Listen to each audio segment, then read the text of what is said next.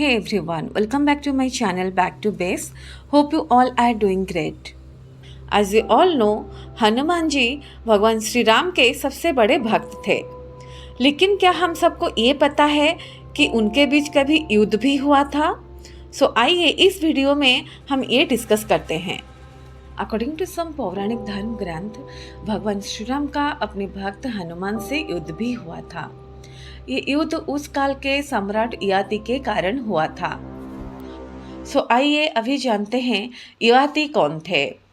हमें वेदों पुराणों में उल्लेखित ययाति के कुल खानदान को याद रखना चाहिए, क्योंकि इसी से एशिया महादेश की जातियों का जन्म हुआ।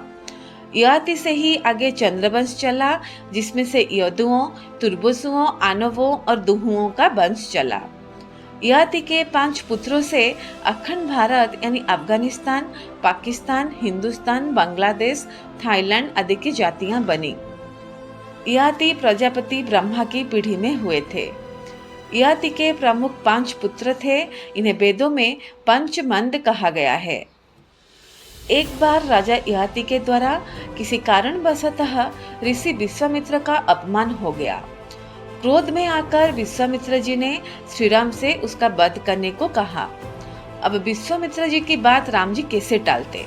राम जी ने प्रण कर लिया कि आज का दिन खत्म होते ही उस राजा की मृत्यु उनके हाथों हो जाएगी।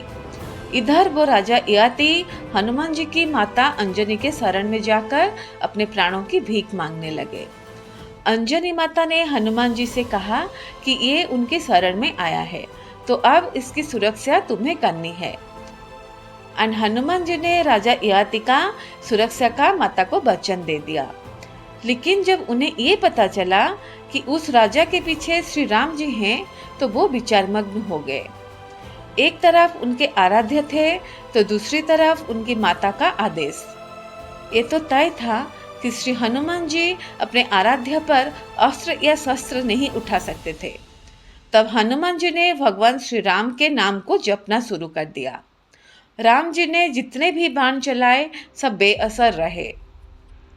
अब ऋषि विश्वामित्र हनुमान जी की श्रद्धा भक्ति और रक्षक को दिए वचन को देखकर विस्मित रह गए, और हनुमान जी की उस भक्ति को देखते हुए उन्होंने भगवान राम को उस धर्म संकट से मुक्ति दिलाई। उन्होंने श्री राम को युद्ध रोकने को आदेश देकर राजा ययाति को जीवनदान दिया। इस तरह से दोनों के ही वचन की रक्षा हो गई। दूसरी तरफ उत्तरा रामायण में ये बताया गया है कि एक बार जब भगवान राम राज सिंहासन पर विराजमान थे, तब नारद ने हनुमान जी से विश्वामित्र को छोड़कर सभी साधुओं से मिलने के लिए कहा। हनुमान जी ने ऐसा ही किया। तब नारद मुनि विश्वामित्र के पास गए और उन्हें भड़काया। देन ऋषि विश्वामित्र गुस्सा हो गए और उन्होंने इसे अपना अपमान समझा। भड़कते हुए वे श्री राम के पास गए और उन्होंने श्री राम से हनुमान को मृत्युदंड देने को कहा। श्री राम अपने गुरु विश्वामित्र की बात कभी टालते नहीं थे।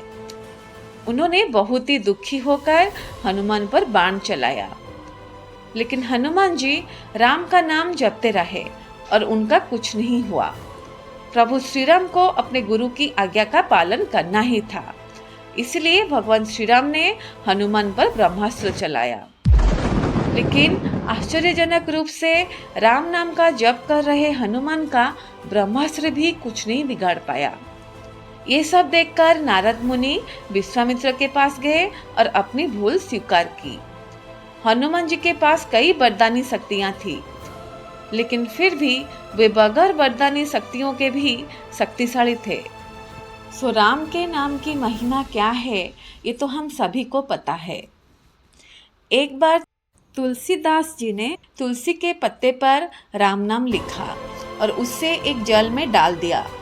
उस जल को पीकर 500 कोढ़ी ठीक हो गए। फिर कमाल, जो कबीर के पुत्र थे, उन्हें ये लगने लगा कि राम नाम का तुलसी पत्ते पर लिखकर जल में डालने और उसे पीने से 500 कोढ़ियों को ठीक किया जा सकता है। राम नाम की इतनी महिमा है। सदाशिव भोले शंकर भी राम नाम जपते रहते हैं। उसी नाम का वो हर प्रहर जाप करते रहते हैं। संसार चल ही राम नाम से रहा है। हमारे वेद और पुराणों में ये वर्णन है, सूर्य, चंद्रमा, अग्नि एंड वायु सभी में जो शक्ति है वो सब राम नाम की ही है। So that's all for today. If you like to see more such videos, please give a thumbs up, and if you are new to my channel, hit the subscribe button so that you can stay updated with my new videos. Thank you for watching, and until next time, take care. Bye bye.